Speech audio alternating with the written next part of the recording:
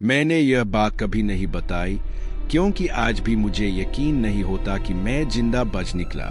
2022 में मैं अपने दोस्तों के साथ नाव से यात्रा पर गया था।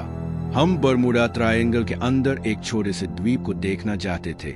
एक ऐसा द्वीप जो आधिकारिक नक्शों में नहीं था, लेकिन स्थानीय लोग कहते थे कि कभी कभी दिखाई देता है। हम सूर्यास्त पर पहुंचे। धुंध इतनी घनी थी कि तब मुश्किल से दिख रहा था, लेकिन आवाज, एक धातु जैसी गूंज, लगातार, जैसे द्वीप सांस ले रहा हो। मेरे दोस्त नाव पर ही रहे।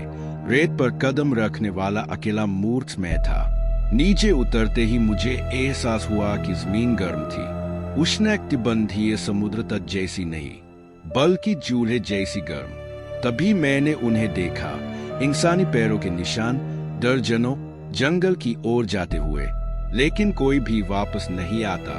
मैं कुछ कदम चला और आवाजें सुनी। साफ नहीं थी, जैसे मेरी ही पहले कई बातों की गूंज हो। हेलो, मैंने कहा, और एक सेकंड बाद पेड़ों के बीच कहीं से मेरी ही जैसी आवाज आई, हेलो। मेरी रीढ़ में झुरझुरी दौड़ गई। मैं नाव की तरफ लौटा, लेकिन तट वही नहीं था। कोई रास्ता नहीं, कोई नाव नहीं, सिर्फ धुंध और घनी और काली। फिर पेड़ों के बीच मैंने एक आकृति देखी। वह मैं था, वही चेहरा, वही कपड़े, लेकिन आंखें पूरी तरह काली। वह मुस्कुरा रहा था, या शायद वह मुस्कान जैसा कुछ था। उसने मेरी ओर हाथ बढ़ाया, जैसे मुझे छूना चाहता हो। मैं भागा, पता नहीं कितनी देर तक। बस इतना याद है कि धुंध अचानक सफेद रोशनी में फट गई और अगली ही पल मैं नाव पर था। दोस्त मुझे हिला रहे थे।